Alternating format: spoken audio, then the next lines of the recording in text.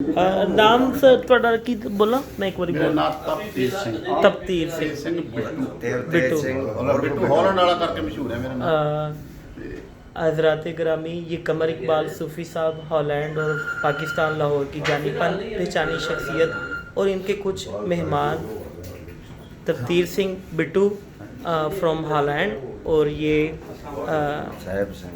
सैब सिंह अमृतसर और कार सिंह ये भी अमृतसर से, और इसके साथ साथ ये आसिफ साहब और भूपिंदर सिंह फ्रॉम अमृतसर और ये सूफी साहब के स्टूडेंट चकवाल से। तो ये कुछ मेहमान आए हैं, ये पाकिस्तान आए हैं, हॉलैंड भी रहते हैं, इंडिया भी रहते हैं, पंजाब और पंजाब का खून है, हमारे सिख भाई हैं, तो इधर आए हैं। तो कुछ ना कुछ दसणगे। कमर साहब ਦੇ ਨਾਲ ਇਹਨਾਂ ਨੇ ਕਾਫੀ ਅਰਸਾ ਗੁਜ਼ਾਰਿਆ, ਇੱਥੇ ਲਾਹੌਰ ਫਿਰਿਆ, ਕੁਝ ਯਾਦਾਂ ਕਮਰ ਸਾਹਿਬ ਦੀਆਂ, ਕੁਝ ਲਾਹੌਰ ਦੀਆਂ ਪੁਰਾਣੀਆਂ ਯਾਦਾਂ ਇਹ ਸ਼ੇਅਰ ਕਰਨਗੇ, ਦੱਸਣਗੇ ਸਾਡੇ ਮਹਿਮਾਨਾਂ ਵਾਸਤੇ। ਜੀ ਜਨਾਬ। ਜੀ ਮਤਲਬ ਮੈਂ ਨਾ ਜਦੋਂ 89 ਦੀ ਗੱਲ ਹੈ ਤੇ 89 ਚ ਅਸੀਂ ਦੋਵੇਂ ਜਣੇ ਇਕੱਠੇ ਤੇ ਅਸੀਂ ਉੱਤੇ ਬੈਠੇ ਦੁਕਾਨ ਤੇ, ਅਸੀਂ ਉੱਤੇ ਬਹਿ ਕੇ ਤੇ ਗੱਲਬਾਤ ਕਰਦੇ ਹਾਂ। ਮੈਂ ਤਾਂ ਖਾਣ ਪੀਣ ਵਾਲੇ ਅਸੀਂ ਕਲੀਨ ਸ਼ੇਪ ਹੁੰਦਾ ਸੀ। ਇਹ ਜਦੋਂ ਮੈਨੂੰ ਵੇਖ ਕੇ ਅਸੀਂ ਦੋਵਾਂ ਬਾਤਾਂ ਇਹ ਤੁਸੀਂ ਕਮਰ ਸਾਹਿਬ ਦੀ ਗੱਲ ਕਰਦੇ ਪਏ? ਕਮਰ ਸਾਹਿਬ ਦੀ ਗੱਲ। ਅੱਛਾ ਉਹਦੇ ਨੇ ਉੱਤੋਂ ਵੇਖ ਹੌਲੈਂਡ ਦੀ। ਹਾਂ, ਹੌਲੈਂਡ ਦੇ ਵਿੱਚ ਇਹਨੇ ਲਿਖੇ, ਮੈਨੂੰ ਕਹਿੰਦਾ 4 ਅੱਖਰ ਲਿਖ। ਮੈਂ ਕਿਹਾ ਲਿਖ ਦਿੰਦਾ।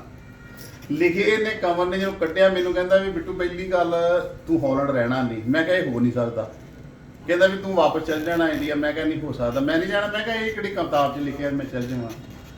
ਤੇ ਦੂਜੀ ਇਹ ਗੱਲ ਮੈਨੂੰ ਕਹਿੰਦਾ ਇੱਕ ਸਮਾਂ ਆਊਗਾ ਤੂੰ ਪ੍ਰੋਪਰ ਕੇਸ ਰੱਖ ਲਏਗਾ। ਮੈਂ ਕਿਹਾ ਇਹ ਵੀ ਨਹੀਂ ਹੋ ਸਕਦਾ। ਕੇਸ ਤੁਸੀਂ ਵਾਲਾਂ ਨੂੰ ਕਹਿੰਦੇ ਹੋ, ਲੰਬੇ ਵਾਲਾਂ।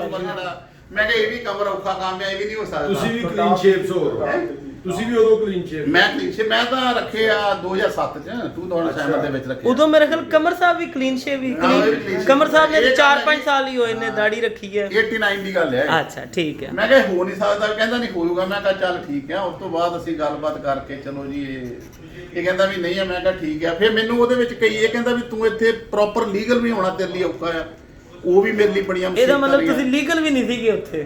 ਨਹੀਂ ਹੈਗੇ ਸੀ ਲੀਗਲ, ਪਰ ਡਿਕਚਣਾ ਬੜੀਆਂ ਸੀ। ਤੇ ਇਹ ਮੈਨੂੰ ਕਹਿੰਦਾ ਮੁਸ਼ਕਿਲ ਹੈ। ਮੈਂ ਕਿਹਾ ਚਲੋ ਉਹ ਤਾਂ ਕਿਸੇ ਤਰੀਕੇ ਨਾਲ। ਫਿਰ ਮੇਰਾ ਇੱਕ ਭਣਵਈਆ ਸੀ ਛੋਟਾ, ਮੈਂ ਉਹਨੂੰ ਉੱਥੇ ਇੰਡੀਆ ਤੋਂ ਕਿਸੇ ਸਿਸਟਮ ਤੇ ਲੀਗਲ ਹੀ ਖੜਿਆ ਸੀ, ਸੁੱਖ ਸਭ ਤੋਂ ਛੋਟਾ। ਮੈਂ ਉਹਨੂੰ ਮੈਂ ਕਿਹਾ ਇਹਦਾ ਵੇਖ, ਇਹ ਕਹਿੰਦਾ ਵੀ ਇਹ ਇੱਥੇ ਲੀਗਲ ਨਹੀਂ ਰਹਿਣਾ। ਅੱਛਾ। ਉਹ ਵੀ ਇਦਾਂ ਮੈਂ ਬੜਾ ਪਾਪੜ ਵੇਲੇ ਉਹ ਵੀ ਨਹੀਂ ਰਿਹਾ। ਉਹ ਜਾ ਕੇ ਮੁੜ ਕੇ ਸਪੇਨ 'ਚ ਮੈਨੂੰ ਲੀਗਲ ਕਰਾਉਣਾ ਪਿਆ। ਫਿਰ ਮੇਰੇ ਇੱਕ ਤਾਇਆ ਜੀ ਦਾ ਬੇਟਾ ਸੀ ਸਤਨਾਮ, ਉਹਦੇ ਅਸੀਂ ਵੇਖਿਆ, ਉਹਨੇ ਲਵ ਮੈਰਿਜ ਕਰਾਈ। ਮੈਂ ਕਿਹਾ ਇਹਦਾ ਕਿੱਦਾਂ? ਕਹਿੰਦਾ ਇਹਦਾ ਵਿਆਹ ਨਹੀਂ ਸਾਰੀ ਚੜ੍ਹਨਾ। ਉਹਦੀ ਲਵ ਮੈਰਿਜ ਹੋਣ ਤੋਂ ਬਾਅਦ 2 ਬੱਚੇ, ਉਹਦਾ ਵੀ ਡਾਈਵੋਰਸ ਹੋ ਗਿਆ।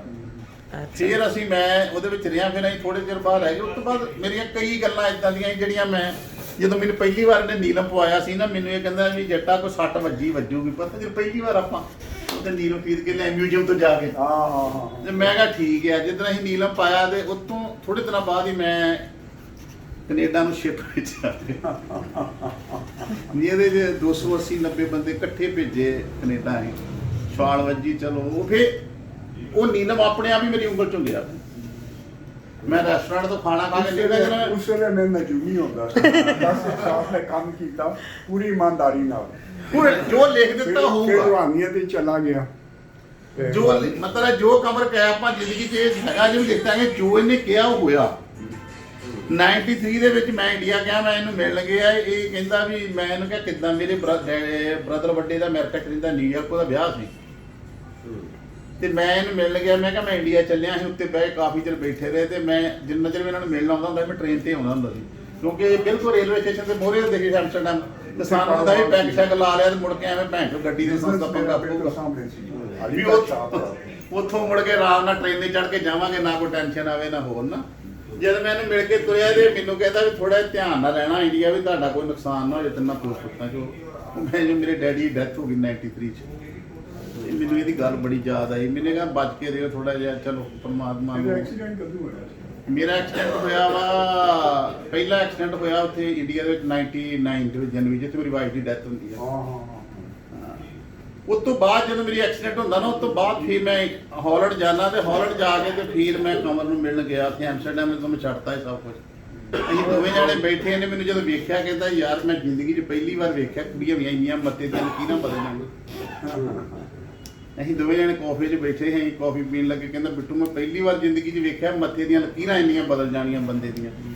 ਨਹੀਂ ਤੇ ਮੈਂ ਇੰਨਾ ਛਤਰਛਾਈ ਵਾਲਾ ਬੰਦਾ ਸੀ ਵੀ ਸਵੇਰੇ ਉੱਠ ਕੇ ਸ਼ਾਮਾਂ ਨੂੰ ਪਤਾ ਨਹੀਂ ਕੀ ਕਰ ਦੂੰਗਾ। ਇਹਦਾ ਮਤਲਬ ਕਮਰ ਸਾਹਿਬ ਮੱਥੇ ਦੀਆਂ ਲਕੀਰਾਂ ਵੀ ਪੜ੍ਹਦੇ ਨੇ। ਬਹੁਤ ਜ਼ਿਆਦੀਆਂ। ਹੁਣ ਤੁਹਾਨੂੰ ਪਤਾ ਨਹੀਂ, ਇਹ ਸਾਨੂੰ ਪਹਿਲੀ ਵਾਰੀ ਪਤਾ ਲੱਗਿਆ ਇਹ ਮੱਥੇ ਦੀਆਂ ਲਕੀਰਾਂ ਵੀ ਪੜ੍ਹ ਸਕਦੇ ਨੇ। ਹੁਣ ਪਤਾ ਨਹੀਂ ਪੜ ਸਕਦਾ। ਹੁਣ ਤਾਂ ਬੜਾ ਕੁਛ ਕਰਦੇ ਨੇ। ਮਤਲਬ ਜੋ ਇਹਨੇ 4 ਅੱਖਰ ਲਿਖ ਕੇ 100 ਤੋਂ ਥੱਲੇ ਦੇ ਇੱਕ ਦੋ ਉੱਤੇ ਲਿਖ ਕੇ ਉਹ 'ਚ ਜੋ ਲੋਗੋ ਤਮਤੀਮ ਕੱਢਦੀ ਉਹ ਗਲਤ ਨਹੀਂ ਹੋ ਸਕਦੀ। ਠੀਕ ਗੱਲ ਠੀਕ ਹੈ ਜੀ।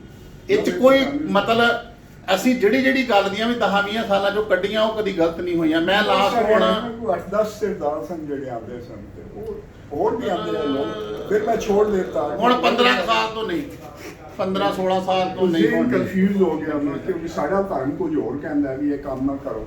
ਮੈਂ ਧਰਮ ਵਿੱਚ ਆ ਗਿਆ, ਉਹ ਕਨਫਿਊਜ਼ਨ ਸ਼ੁਰੂ ਹੋ ਗਿਆ। ਮੈਂ ਕਹਿੰਦਾ ਨਹੀਂ ਛੱਡ। ਉੱਥੇ ਸਾਡੇ ਵਰਗੇ ਵੇਲਣਾ ਦਾ ਮੌਕਾ ਲੱਗਾ ਇਹ ਕਿਹੜਾ ਪੈਸਾ ਲੈਂਦਾ ਕਿਸੇ ਕੋ ਕੋਈ। ਉੱਥੇ ਮੇਰੇ ਵਰਗੇ ਕਈ ਬੈਠੇ ਲੋਕਾਂ ਕੋਲ ਲੈਂਦੇ ਸਨ ਆਪਣੇ ਨਹੀਂ ਕਦੀ ਐਵੇਂ ਕਹੀ ਖਾਣਾ ਤਾਂ ਬੜਾ ਰਿਹਾ ਅਸੀਂ ਨਹੀਂ ਕਦੀ ਪੈਸਾ। ਹੋਰ ਵੀ ਬੰਦਿਆਂ ਨਾਲ ਬੜਾ ਪ੍ਰੇਮ ਸੀ। ਤੁਹਾਡੇ ਇੱਥੇ ਰਹਿੰਦੇ ਜਫਰ ਸੀ ਇਹਨਾਂ ਦਾ ਦੋਸਤ, ਉਹਦੇ ਨਾਲ ਬੜਾ ਰਿਹਾ। ਡੈਥ ਹੋ ਗਈ ਵਿਚਾਰੇ ਦੀ। ਉਹਦੇ ਨਾਲ ਚੰਗਾ ਸੀ, ਬਾਟ ਨਾਲ ਚੰਗੀ ਸੀ।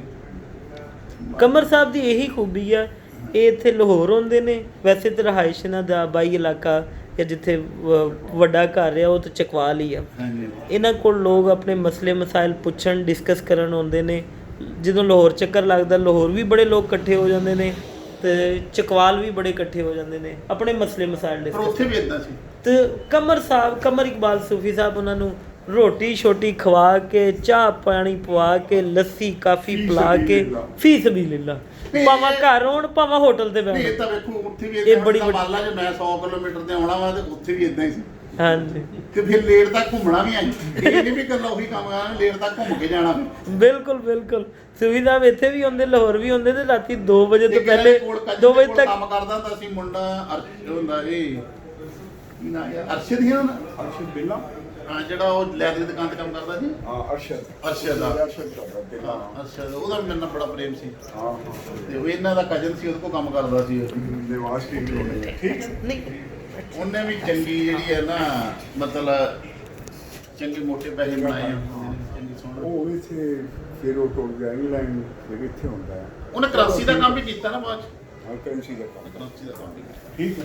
ਚਲੋ ਤੁਸੀਂ ਦੱਸੋ ਤੁਹਾਨੂੰ ਲਾਹੌਰ ਕਿਹਦਾ ਲੱਗਿਆ? ਤੁਸੀਂ ਲਾਹੌਰ ਘੁੰਮਦੇ ਰਹੇ ਹੋ, ਅਸੀਂ ਜਦੋਂ ਮਿਲੇ ਆ ਤੁਸੀਂ ਗੁਲਬਰਗ ਚ ਬੈਠੇ ਸਾਹੀਂ ਜਦੋਂ ਦੇ ਪਾਕਿਸਤਾਨ ਐਂਟਰ ਹੋਏ ਆ ਸਾਨੂੰ ਲੱਗਾ ਵਧੀਆ। ਕੋਈ ਇਦਾਂ ਦੀ ਗੱਲ ਨਹੀਂ ਹੈਗੀ।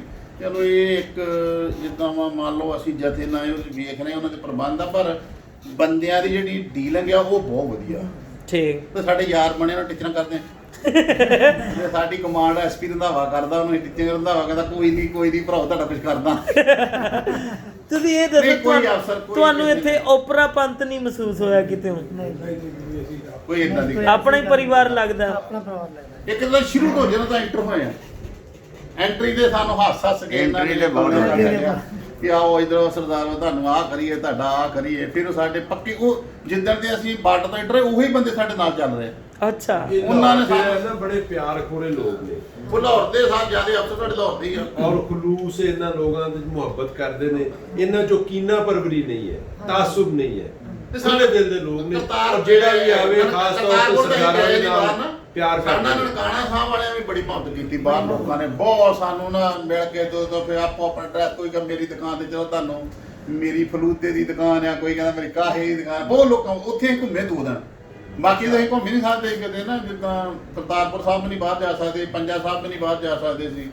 ਤੇ ਬਾਕੀ ਆ ਗਏ ਲਾਹੌਰ। ਇੱਥੇ ਇਹਨਾਂ ਕਿਹਾ ਕਿ 2 ਦਿਨ ਤੁਸੀਂ ਘੁੰਮ ਸਕਦੇ ਜੇ। ਜਿੱਦਾਂ ਅੱਜ ਸਵੇਰੇ 10 ਵਜੇ ਤੁਹਾਡੇ ਪਹਿਲਾਂ ਆਫੀਸਰ ਆਇਆ, ਉਹਨੇ ਆਪਣੀ ਦਿੱਤੀ ਸਟੇ। ਪਹਿਲਾਂ ਅੱਜ ਕੱਢਿਆ ਨਹੀਂ ਸਵੇਰੇ ਇਹਨਾਂ, ਉਹਨੇ ਆ ਇਦਾਂ ਨਾ ਕਰਿਓ, ਇਦਾਂ ਰਿਓ ਸਿਕਿਉਰਿਟੀ। ਇਹਦਾ ਇਹ ਖਾਸਾ ਹੈ ਕਿ ਇੱਥੇ ਆ ਕੇ ਬੰਦੇ ਨੂੰ ਓਪਰਾਪਨ ਮਹਿਸੂਸ ਨਹੀਂ ਹੁੰਦਾ। ਭਾਵੇਂ ਕੋਈ ਬੰਦਾ ਕਿਧਰੋਂ ਆ, ਜਲੰਧਰੋਂ ਆ ਜਾਵੇ, ਭਾਵੇਂ ਕੈਨੇਡਾ ਤੋਂ ਆਵੇ, ਆਪਣਾਪਨ ਮਹਿਸੂਸ ਹੋਏਗਾ ਇੱਥੇ ਦੇ ਲੋਕਾਂ ਨੂੰ ਮਿਲ ਕੇ। ਸਾਰੇ ਆਪਣੇ ਹੀ ਹੈ। ਜਿਹੜੇ ਉਦੋਂ ਮੈਗਨੇਟ ਹੋ ਕੇ ਆਏ ਸਾਰੇ ਆਪਣੇ ਆਪਣੇ ਆਹ ਸਬਜ਼ੀ ਦਾ ਗੱਲ ਹੋਈ ਸੀ, ਇਹ ਵੀ ਕਹਿੰਦੇ ਤਾਂ ਮੈਂ ਉਧਰੋਂ ਆਏ ਆ। ਇਹ ਠੀਕ ਹੈ, ਇੱਧਰ ਆ ਕੇ ਤੁਹਾਨੂੰ ਆਪਣਾ ਪ੍ਰਮੋਟ ਕਰਦਾ, ਬਟ ਇਹਦਾ ਜਿਹੜਾ ਬਲੱਡ ਹੈ ਤਾਂ ਉਹ ਸਾਡੇ ਨਾਲ ਹੀ ਚੱਲਦਾ। ਬਾਕੀ ਇੱਕ ਚੀਜ਼ ਹੈ, ਇਹ ਜਦ ਅਸੀਂ ਇੱਥੇ ਨਹੀਂ ਆਏ ਸੀ, ਜਦੋਂ ਪਾਕਿਸਤਾਨ ਮੈਂ ਪਹਿਲੀ ਵਾਰ ਆਇਆ ਵਾਂ, ਸਾਨੂੰ ਉੱਥੇ ਵੀ ਕਦੀ ਮਹਿਸੂਸ ਨਹੀਂ ਹੋਇਆ ਯਾਰ ਅਸੀਂ ਇਕੱਠੇ ਰਹਿੰਦੇ ਇੰਨੇ ਚਿਰ ਦੇ। ਔਰ ਅਸੀਂ ਇਕੱਠੀਆਂ ਇੱਦਾਂ ਖਾਧੀਆਂ ਇਕੱਠੇ। ਇੱਕ ਮੇਰੇ ਯਾਰ ਇੱਥੇ ਲਾਹੌਰ 'ਚ ਹੀ ਰਹਿੰਦੇ, ਮੈਂ ਸਵੇਰੇ ਮੁੰਡੇ ਮਿਲਣਗੇ, ਉਹ ਹੁਣ ਸ਼ਾਮੀ ਨੰਬਰ ਮਿਲਣੇ ਆ। ਅਸੀਂ ਸਾਡਾ ਡੇਰਾ ਲੱਗਾ ਹੁੰਦਾ ਸੀ ਦੋਹੀਂ ਬੰਨੀ ਉਹਨਾਂ ਦਾ ਸਾਡੇ ਮਤਲਬ ਇੰਨਾ ਉਹ ਸ਼ੁਰੂ ਤੋਂ ਅਕਰਮ ਸਾਡੇ ਜਿਹੜਾ ਸੀ ਲਾਹੌਰ ਤੋਂ ਮੇਰੇ ਕੁਲਦੀਪ ਸਾਡੇ ਭਾਈ ਜਿਹੜੇ ਉਹ ਮੇਰੇ ਤੋਂ ਪਹਿਲਾਂ ਦੇ ਮੈਂ ਆਇਆ ਉਹਦਾ ਪਾਰਟਨਰ ਆ ਉਹ ਕੋਈ ਮੇਰਾ ਖਿਆਲ ਆ 1972 ਤੋਂ ਪਾਰਟਨਰ ਸੀ ਅਕਰਮ ਉਹਦਾ ਉਹੀ ਮੈਨੂੰ ਸਭ ਤੋਂ ਪਹਿਲੀ ਵਾਰ ਰੇਲਵੇ ਸਟੇਸ਼ਨ ਤੋਂ ਲੈਣ ਗਿਆ ਜਦੋਂ ਮੈਂ ਹਾਲੈਂਡ 'ਚ ਐਂਟਰ ਹੋਇਆ ਤੇ ਸਾਡੇ ਦਾ ਨਾਲ 24 ਘੰਟੇ ਰਹਿੰਦੇ ਸੀ ਮਤਲਬ ਮੈਨੂੰ ਤਾਂ ਉਦੋਂ ਸਾਨੂੰ ਲੱਗਦਾ ਸੀ ਯਾਰ ਇੱਥੇ ਹੀ ਇਕੱਠੇ ਰਹਿੰਦੇ ਕਹਿੰਦੇ ਪਾਕਿਸਤਾਨ ਆਏ ਤੇ ਵੀ ਅਸੀਂ ਇੱਥੇ ਆਏ ਨਹੀਂ ਸਾਨੂੰ ਉਹ ਗੱਲ ਦਾ ਪਤਾ ਨਹੀਂ ਸੀ ਪਰ ਉੱਥੇ ਅਸੀਂ ਇਕੱਠੇ ਰਹਿੰਦੇ ਸੀ ਤੇ ਸਾਨੂੰ ਕਿਸੇ ਦੀ ਚੀਜ਼ ਦੀ ਲੋੜ ਪੈਂਦੀ ਜਿੱਦਾਂ ਇਹਨਾਂ ਦੀ ਥੋੜਾ ਜ਼ਬਰ ਮਾਰਤਲ ਹੁੰਦਾ ਹੈ ਹਥਿਆਰ ਚਾਹੀਦੇ ਕੁਛ ਆਪਣਾ ਮਿੰਟੋ ਮਿੰਟੀ ਆਪ ਮੈਂ ਹੁਣੇ ਦੇ ਜਾਂਦਾ ਤੈਨੂੰ ਉਹਦੇ ਉਹ ਸਾਰਾ ਆਪਣੀਆਂ ਗੱਲਾਂ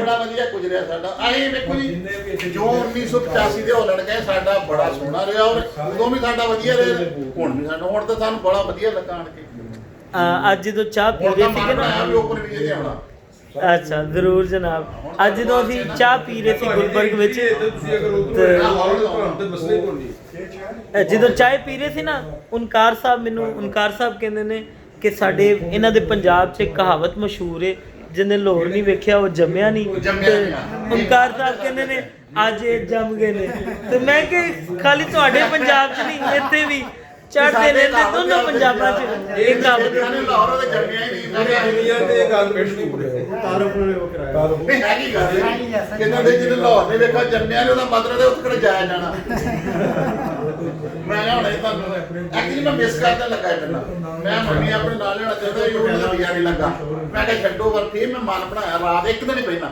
ਮੈਂ ਕਿਹਾ ਯਾਰ ਰੱਬ ਨਾ ਕਰੇ ਕੁਝ ਹੋ ਗਿਆ ਕੀ ਆ ਮਰ ਮੁੜ ਕੇ ਗੱਲ ਅਸਰੀ ਰਹਿ ਜਾਣੀ ਆ ਬਿੱਟੂ ਸਿਆ ਤੂੰ ਜਾ ਹੀ ਆ ਹੁਣ ਵੱਲ ਨਾ ਮੈਂ ਕਬਰ ਨੂੰ ਅਸੀਂ ਹੋ ਸਕਦਾ ਵੀ ਯਾਰ ਹੋਰਨ ਮਿਲ ਲਈਏ ਉੱਥੇ ਜਾਂਦੇ ਰਹਿਣਾ ਉੱਥੇ ਸਾਡਾ ਮੇਲ ਹੋ ਹੀ ਜਾਂਦਾ ਪਰ ਜਿਹੜੀ ਆਹ ਚੀਜ਼ ਸਪੈਸ਼ਲ ਹੈ ਵੀ ਅਸੀਂ ਪਾਕਿਸਤਾਨ ਵੀ ਮਿਲੇ ਸੀ ਸਰਦਾਰ ਬਿੱਟੂ ਸਾਹਿਬ ਉੱਥੇ ਅਸੀਂ ਤੁਹਾਨੂੰ ਮਤਲਬ ਜਿੱਦਾਂ ਆਉਣਾ ਤੁਹਾਨੂੰ ਕੋਈ ਫਰਕ ਕੋਈ ਤੁਸੀਂ ਮਿਲਣਾ ਜਿਵੇਂ ਤੁਹਾਨੂੰ ਹੋਣਾ ਨਾ ਮੈਂ ਇੰਡੀਆ ਚ ਕਿਹਨ ਮਿਲੇ ਸੀ ਹਾਂਜੀ ਇੱਥੇ ਸਾਡਾ ਹੈਗਾ ਕੋਈ ਇਹਦੇ ਹੈਗਾ ਇੱਥੇ ਸਾਡੇ ਤਲਕਦਾਰ ਇਹ ਬੜੀ ਬਾਤ ਹੁੰਦੀ ਬੜੀ ਗੱਲ ਹੈ ਸਰਦਾਰ ਬਿੱਟੂ ਸਾਹਿਬ ਤੁਸੀਂ ਇਹ ਦੱਸੋ ਕਿ ਤੁਹਾਨੂੰ ਆ ਜਿਹੜੀ ਤੁਹਾਡੀ ਪੱਗ ਆ ਤੁਸੀਂ ਸਾਰਿਆਂ ਦੀ ਰੰਗ ਬਰੰਗੀਆਂ ਪੱਗਾਂ ਨੇ ਬੜੀਆਂ ਪਿਆਰੀਆਂ ਲੱਗਦੀਆਂ ਪਈਆਂ ਨੇ ਪੀਲੀ ਏ ਗੁਲਾਬੀ ਜਿਹੀ ਪਿੰਕ ਜਿਹੀ ਏ ਕਾਲੇ ਰੰਗ ਦੀ ਆ ਤਿੱਤਰੇ ਥੋੜਾ ਜਿਹਾ ਨੀਲਾ ਕਾਲਾ ਜਿਹਾ ਨੀਲੇ ਜਿਹੇ ਰੰਗ ਦੀ ਤੁਹਾਨੂੰ ਲਾਹੌਰ 'ਚ ਆ ਕੇ ਆਪਣੀ ਪੱਗ ਦੀ ਇੱਜ਼ਤ ਕਿੰਨੀ ਕੁ ਮਹਿਸੂਸ ਹੋਈ ਹੈ ਜਾਂ ਤੁਹਾਡੀ ਪੱਗ ਦੇਖ ਕੇ ਲੋਕਾਂ ਨੇ ਤੁਹਾਡੀ ਕਿੱਡੀ ਇੱਜ਼ਤ ਕੀਤੀ ਹੈ ਦੂਰੋਂ ਪਛਾਣ ਕੇ ਸਾਡੀ ਇੱਜ਼ਤ ਆ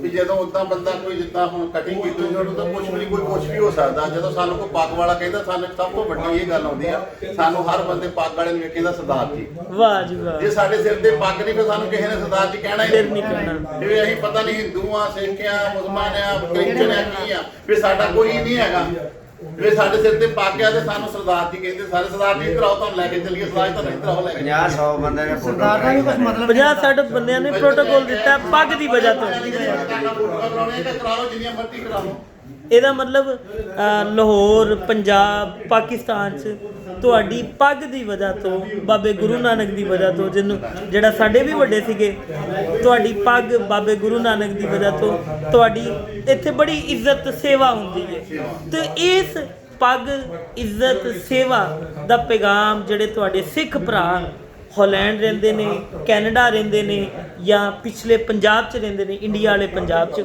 ਉਹਨਾਂ ਨੂੰ ਤੁਸੀਂ ਕੀ ਪੈਗਾਮ ਦੇਵੋਗੇ ਜਿਹੜੇ ਇੱਥੇ ਨਹੀਂ ਆਏ ਜਿਹੜੇ ਸਮਝਦੇ ਨੇ ਪਤਾ ਨਹੀਂ ਲਾਹੌਰ 'ਚ ਹਾਲਾਤ ਨਹੀਂ ਚੰਗੇ ਲਾਹੌਰ 'ਚ ਹਾਲਾਤ ਖਰਾਬ ਨੇ ਪਾਕਿਸਤਾਨ 'ਚ ਕੋਈ ਦਹਿਸ਼ਤਗਰਦੀ ਆ ਜਾਂ ਉਹਨਾਂ ਨੂੰ ਤੁਸੀਂ ਆਪਣੀ ਪੱਗ ਦੀ ਇੱਜ਼ਤ ਦਾ ਉਹਨਾਂ ਦਾ ਸਾਡਾ ਇਹ ਪੈਗਾਮ ਹੈ ਵੀ ਤੁਸੀਂ ਆਓ ਗੁਰੂ ਨਾਨਕ ਦੀ ਧਰਤੀ ਨੂੰ ਵੇਖੋ ਇਹ ਗੁਰੂ ਨਾਨਕ ਦੀ ਧਰਤੀ ਆ ਕਿਸੇ ਦੀ ਨਹੀਂ ਆ ਇਹ ਸਾਡਾ ਹੀ ਪੰਜਾਬ ਆ ਠੀਕ ਹੈ ਜਨਾਬ ਇਹਦਾ ਪੰਜਾਬ ਬਗਾਨਾ ਨਹੀਂ ਹੈਗਾ ਕਿਉਂਕਿ ਅਸੀਂ ਵੇਖ ਲਿਆ ਮੇਰੇ ਵੀ ਮਨ 'ਚ ਵਹਿਮ ਸੀ ਵੀ ਇਦਾਂ ਉਦਾਂ ਹੋਣਾ ਪਰ ਮੈਂ ਹਰ ਆਪਣੇ ਪੰਜਾਬੀ ਭਰਾ ਨੂੰ ਕਹਿੰਦਾ ਵੀ ਆਉਣਾ ਚਾਹੀਦਾ ਆ ਗੁਰੂ ਨਾਨਕ ਦੇਵ ਜੀ ਦੇ ਦਰਸ਼ਨ ਕਰਨੇ ਚਾਹੀਦੇ ਔਰ ਲੈਂਦੇ ਪੰਜਾਬ ਭਰਾਵਾਂ ਨੂੰ ਮਿਲਣਾ ਚਾਹੀਦਾ ਪੰਜਾਬੀਆਂ ਨੂੰ ਔਰ ਸਾਨੂੰ ਇੰਨਾ ਪਿਆਰ ਮਿਲਿਆ ਵੀ ਕੋਈ ਅਸੀਂ ਚੱਲੇ ਧਾਰਨਾ ਕਰ ਰਹੇ ਜਦੋਂ ਤਰੇ ਅਸੀਂ ਉਹਨਾਂ ਨੂੰ ਤੁਸੀਂ ਕਿ ਸਾਡੇ ਨਾਲ ਮਿਲੋ ਜਿਹੜੇ ਸਾਡੇ ਸਿਕਿਉਰਿਟੀ ਵਾਲੇ ਆ ਉਹ ਸਾਨੂੰ ਟਿਚਰਾਂ ਕਰਦੇ ਵੀ ਤੁਹਾਨੂੰ ਰਾਤ ਦੇ ਤਾੜ ਕੇ ਕਹੀ ਸਰਦਾਰੋ ਤੁਸੀਂ ਫੇਰ ਸਾਨੂੰ ਤੰਗ ਕਰਦੇ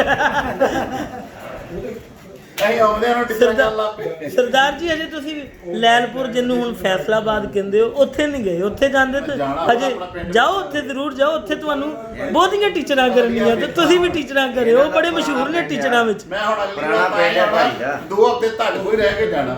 ਜ਼ਰੂਰ ਜਨਾਬ, ਜ਼ਰੂਰ। ਇਹਦੇ ਕੋਲ ਰਹਿ ਕੇ ਜਾਣਾ ਤੇ ਮੈਂ ਵੇਖਣਾ ਆਪਣਾ ਪੁਰਾਣਾ ਪਿੰਡ ਸਾਰਾ, ਫੈਸਲਾਬਾਦ ਸਾਰਾ ਵੇਖਣਾ। 78 ਚੱਕ ਜਾ ਕੇ 78 ਚੱਕ ਦੇ ਸਾਡੇ ਪਾਕਿਸਤਾਨ ਪੰਜਾਬ ਲਾਹੌਰ ਦੀ ਤਰਫੋਂ ਤੁਹਾਡੇ ਵਾਸਤੇ, ਸਰਦਾਰਾਂ ਵਾਸਤੇ, ਤੁਹਾਡੀਆਂ ਪੱਗਾਂ ਦੀ ਇੱਜ਼ਤਾਂ ਤੁਹਾਡੇ ਵਾਸਤੇ ਸਾਡੇ ਦਰਵਾਜ਼ੇ ਖੁੱਲ੍ਹੇ ਨੇ। ਤੁਸੀਂ ਜਦੋਂ ਆਵੋ, ਜਿੱਦਾਂ ਘੁੰਮੋ ਫਿਰੋ, ਇਹ ਤੁਹਾਡਾ ਆਪਣਾ ਇਲਾਕਾ ਹੈ। ਸਾਡਾ ਪਿਆਰ ਮੁਹੱਬਤ ਸਾਰਾ ਸਾਡਾ ਤੁਹਾਡੇ ਨਾਲ ਆ। ਤੁਸੀਂ ਵਸਦੇ ਰਹੋ ਤੇ ਹੱਸਦੇ ਰਹੋ। ਬੜੀ ਮਿਹਰਬਾਨੀ, ਬੜਾ ਸ਼ੁਕਰੀਆ। 7 ਵਧਾਈਆਂ ਹੋਣ।